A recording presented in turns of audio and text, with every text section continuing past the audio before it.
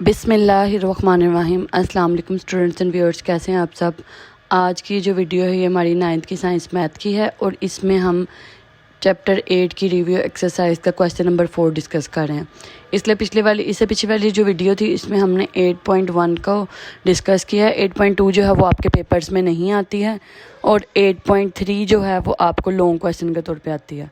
ठीक है, इस साल जो आपके पास आया है बोर्ड का पेपर पैटर्न उसमें 8.3 में से लॉन्ग क्वेश्चन नहीं आ रहा, तो मैंने आपके साथ वो क्वेश्चन शेयर किए हैं जो कि आपको बोर्ड के पेपर में आने हैं। सबसे पहले आपके सामने एक ग्राफ बना हुआ है x = -6। ठीक है, इसका मतलब ये है कि ये x की वैल्यू है तो y एक्सिस के क्या है, पैरेलल वैल्यू है। वो बात आ गई है और इसके नीचे हमने क्या किया, एक वैल्यू को कांस्टेंट रखा है।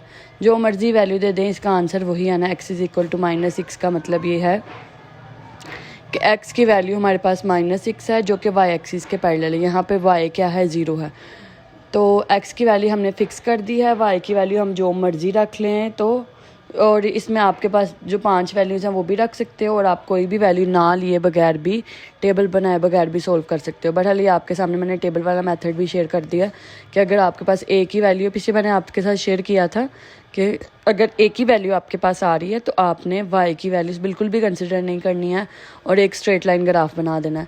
यहाँ पे क्योंकि हमने y की वैल्यूज़ जो हैं ख़ुद से लगाई हैं तो यहाँ पे 0 से लेकर 0, 1, 2, -1, -2 ये सारी हो सकती हैं। ठीक है, हमने एक ग्राफ आपके सामने प्लॉट कर दिया। अब इन क्वेश्चन में से ये जो 4 क्वेश्चन है और 5 क्वेश्चन तो आपका 8.2 से लिंक है, वो आपने नहीं करना है, और 6 क्वेश्चन जो है वो 8.3 से लिंक है। 8.3 की वीडियोस मैंने अभी अपलोड नहीं किया, वो इंशाल्लाह मैं अपलोड कर दूँगी। और 8.3 में जो है आपका वो आ रहा है आपका ग्राफिकल जो लॉन्ग क्वेश्चन में आता है, इसलिए हमने वो नहीं करना। तो अगले क्वेश्चन की तरफ चलते हैं, इसके सेकंड पार्ट की तरफ। अब हम इसके सेकंड पार्ट की तरफ अगर जाएं तो सेकंड पार्ट में आपके पास y = 7 है। इसका मतलब है x एक्सिस के पैरेलल कोई आपकी बनेगी जो भी ग्राफ बनेगा। तो इसमें हमने y की वैल्यूज़ जो हैं उनको 0, 1, 2 ये सब कुछ कह दिया और 5/2 को हमने 2.5 कह दिया। 0, 1, 2, -1, -2 हम ड्रा करें या ना करें, दोनों सूरतों में बन सकता है क्योंकि मैंने पिछले वाले क्वेश्चन में दूसरी तरह भी क्लियर किया। ठीक है, इसको हमने 5/2 को 2.5 की सूरत में बना दिया। इसके बाद जो है हमारा y = 9/5 को हमने जो है रिप्रेजेंट करना है -4/5 के साथ। ये आपके सामने ग्राफ है, यहाँ पे टेबल भी बनाया गया है। टेबल में हमने जो वैल्यू कांस्टेंट ली हैं वो है हमारे पास -4.5 और 0, 1, 2 और -1, -2 करके हमने क्या बनाई है, अपना ग्राफ बना लिया। अगर आप लोग ये 0, 1, 2, -1, -2 नहीं भी लेते हैं तो भी आप लोगों का ग्राफ जो है एज इट इज़ आएगा। हमने क्या करना है, अगर y में वैल्यू आ रही तो x एक्सिस के पैरेलल y के नेगेटिव साइड पे हमारा ग्राफ आएगा। ठीक है, तो ये बन जाएगा हमारा 4.5। 4.5 का मतलब 4 से आगे हमने आधा जो है वैल्यू 0.5 जो है वो काउंट करनी है। फिर इसके बाद अगले इसके ग्राफ की तरफ हम जाते हैं। अब आपके पास इस ग्राफ में है y = 4x। हमने x की जगह पर ये ऑटोमेटिकली क्या है, जनरल फॉर्म बनी हुई है। हमने x की जगह पर 0, 1, 2, -1 और -2 पुटिंग की है।